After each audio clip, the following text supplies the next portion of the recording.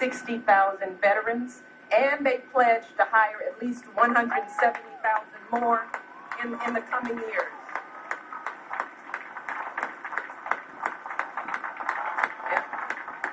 National associations of doctors and nurses representing millions of health professionals are working to improve treatment for post-traumatic stress and traumatic brain injuries. We've had TV shows like Extreme Makeover Home Edition, Sesame Street, organizations like NASCAR and Disney. They're working to share the stories of our military families with the rest of the country. And these are just a few examples out of thousands all across the country. So if I can leave you with just one message today, I want you all to know that America does have your backs. And we are just getting started. We are going to keep at this. We're going to keep on working every day to serve all of you as well as you have served this country. And the man who has been leading the way is standing right next to me.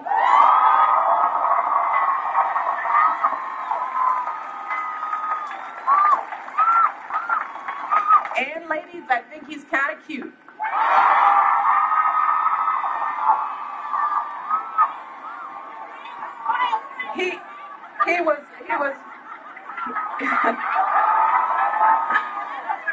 He was fighting for all of you long before he ever became president. He's made veterans employment a national priority with tax breaks for businesses that hire veterans and wounded warriors.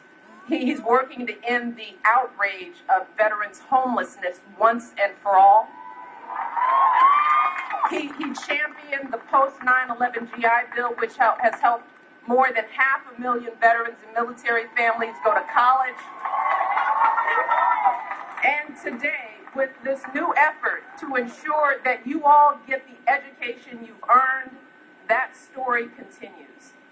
So please join me in welcoming your strongest advocate, your commander-in-chief, and our president, my husband, Barack Obama.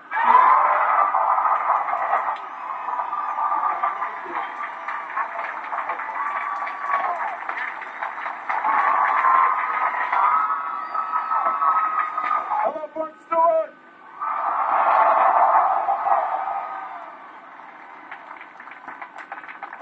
It is good to be here at Fort Stewart.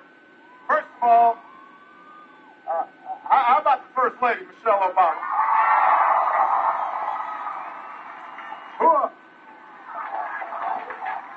She is a tough act to follow.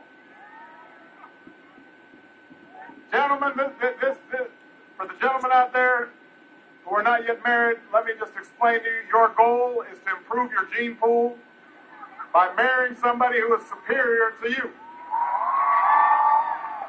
Isn't that right, gentlemen?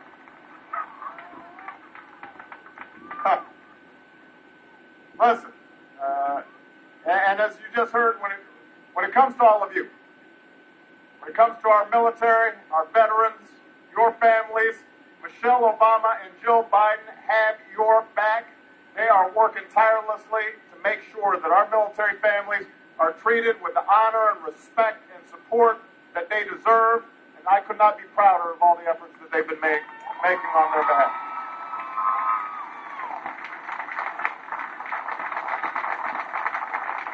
It's a privilege to hang out with some of America's finest.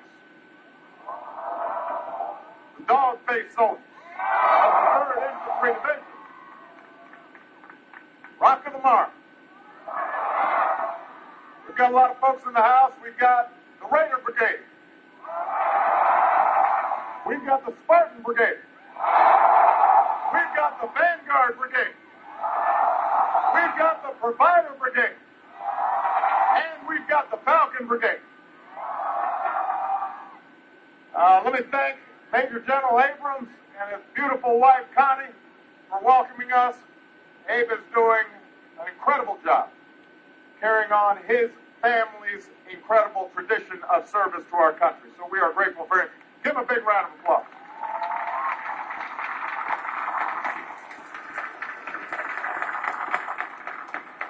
I want to thank Command Sergeant Major Ed Watson and his beautiful wife, Sharon. I want to thank someone who's made it her life's mission to stand up for the financial security of you and your families, somebody who knows a little bit about military families and military service. And actually, this is a homecoming for her because she spent over 3 years when they were posted down here. Holly Petraeus is in the house. I want you guys to give her a big round of applause.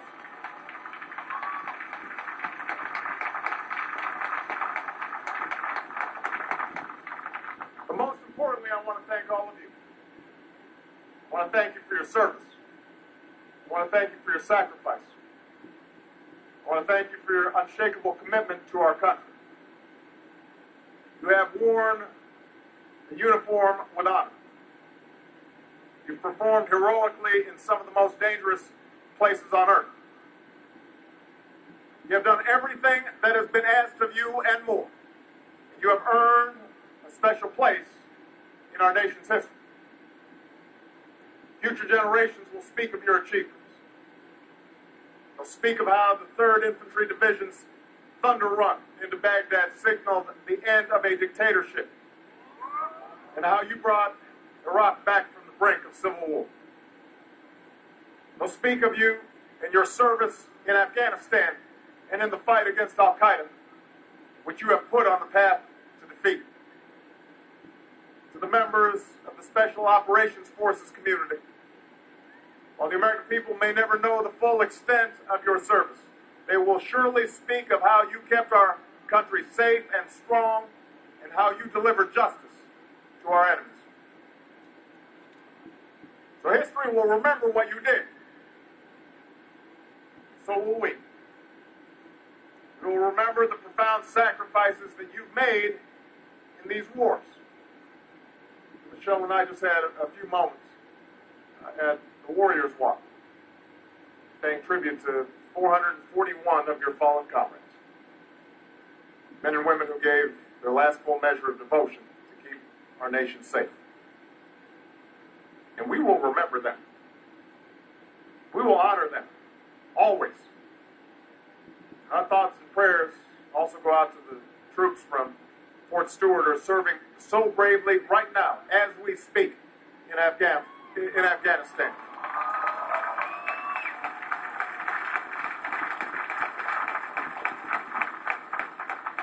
And I know many of you will be deploying there too, so you know you're going to be in our thoughts and prayers.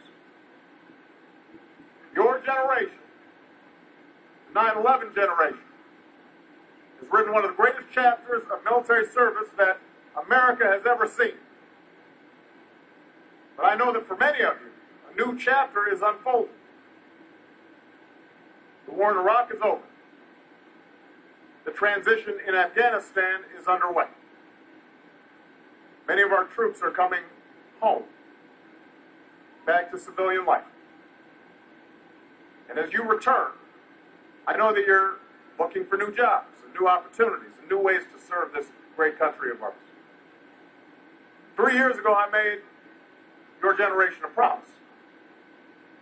I said that when your tour comes to an end, when you see our flag, when you touch down on our soil, you'll be coming home to an America that will forever fight for you, just as you fought for us. For me as president, it's been a top priority. Something I worked on as a senator, when I served on the Veterans Affairs Committee, something I continue to this day. Since I took office, we've hired over 200,000 veterans to serve in the federal government.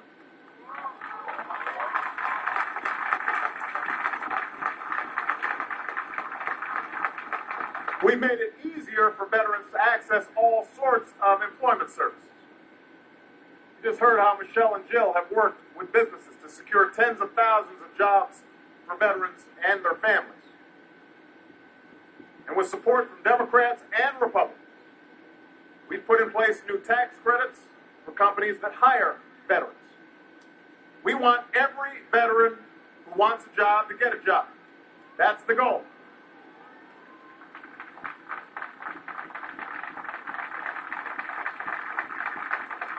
And those of you who want to pursue a higher education and earn new skills, you deserve that opportunity as well.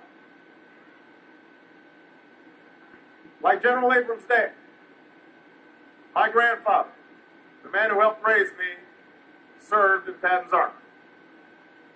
And when he came home, he went to school on the GI Bill. Because America decided that every returning veteran of World War II should be able to afford it. We owe that same commitment to all of you. As president, I've made sure to champion the post 9/11 GI Bill. And with that bill and the tuition assistance program, last year we supported more than 550,000 veterans and 325,000 service members who are pursuing a higher education.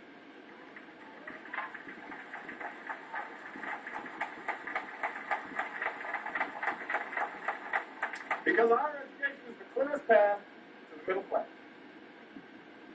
That's progress.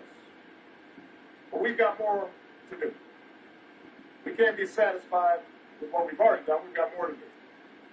We've got to make sure you've got every tool you need to make an informed decision when it comes to picking a school. That's why Michelle and I are here today. Right now, it's not that easy. I've heard the stories. Some of you guys can relate. You may have experienced it yourselves. You go online to try and find the best school for military members or your spouses or other family members. You end up on a website that looks official. They ask you for your email. They ask you for your phone number. They promise to link you up with a program that fits your goals. Almost immediately after you've typed in all that information, your phone starts ringing. Your inbox starts filling up. You've never been more popular in your life. All of these schools want you to enroll with them. It sounds good. Every school and every business should be out there competing for your skills and your talent and your leadership. Everything that you've shown in uniform. But as some of your comrades have discovered, sometimes you're dealing with folks who aren't interested in helping you. They're not interested in helping you find the best program. They are interested in getting the money.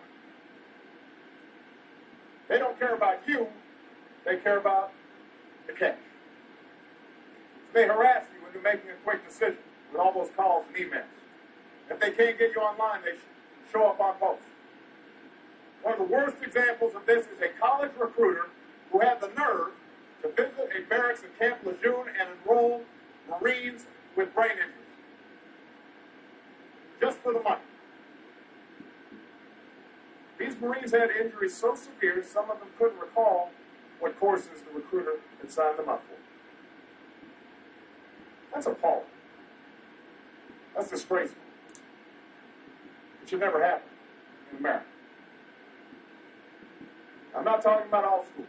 Many of them, for-profit and non-profit, provide quality education to our service members and our veterans and their families, but there are some bad actors out there. They'll say you don't have to pay a dime for your degree, but once you register, they'll suddenly make you sign up for a high-interest student loan.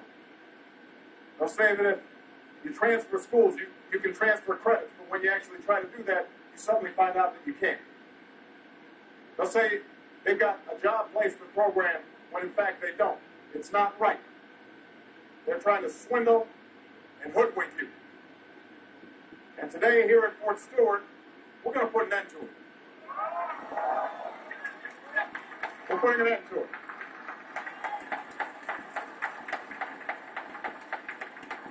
The executive order I'm about to sign will make life a whole lot more secure for you and your families and our veterans, and a whole lot tougher for those who try to prey on you. Here's what we're going to do first. We're going to require colleges that want to enroll members of our military or veterans or your families to provide clear information about their qualifications and available financial aid. You'll be able to get a simple fact sheet called Know Before You Owe. Know Before You Owe. And it will lay out all the information that you need to make your own choices about how best to pay for college. Second, we're going to require those schools to step up their support for our students. They need to provide a lot more counseling. You've got to move because of a deployment. or reassignment. They've got to help you come up with a plan so that you can still get your degree.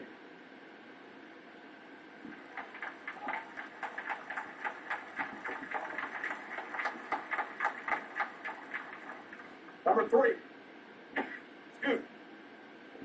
Number three, we're going to bring it in to the aggressive and sometimes dishonest recruiting that takes place. We're going to up our oversight of improper recruitment practices. We're going to strengthen the rules about who can come on post and talk to service members. And we're going to make it a lot easier for all of you to file complaints and for us to take action when somebody's not acting right.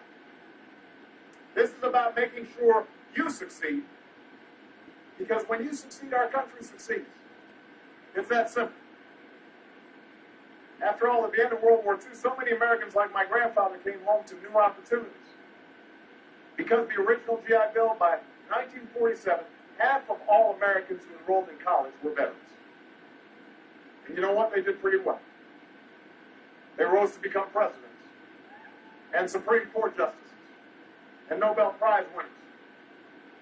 They went on to become scientists and engineers and doctors and nurses. 8 million Americans were educated under the original GI Bill. And together they forged the backbone of what would become the largest middle class that the world had ever seen. They built this country. They turned us into that economic superpower. And we can do it again. And we face tough times. We've gone through the worst recession since the Great Depression. 2 wars. But you know what? We faced tough times before. And all of you know something that America should never forget. Just as you rise or fall as one unit, we rise or fall as one nation. Just as you have each other's backs, what's always made America great is that we have each other's backs. Each of us is only here because somebody looked out for us. Not just our parents, but our neighbors and our communities and our houses of worship and our VFW halls. Each of us is here because we had a country that was willing to invest in things like community colleges and universities and scientific research and medicine and caring for our veterans. Each of us is only here because somebody somewhere had our backs. This country exists because generations of Americans worked together, looked out for one another. Out of many, we are one. Those are the values we've got to return to. If we do, there's nothing this country cannot achieve. There's no challenge that's too great for us. There's no destiny beyond our reach. As long as we're joined in common purpose and common resolve, better days will always lie ahead, and we will remind everybody why the United States of America is the greatest country on earth. And as I look out at this sea of incredible men and women, it gives me confidence that our best days are still ahead. God bless you. God bless our armed services. God bless the 3rd Division. God bless the United States of America. Thank you very much.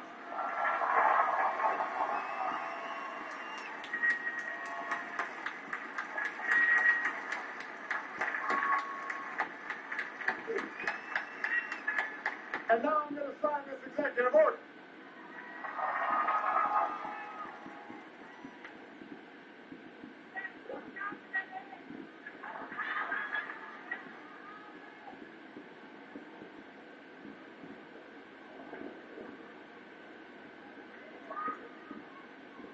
I love you back, man.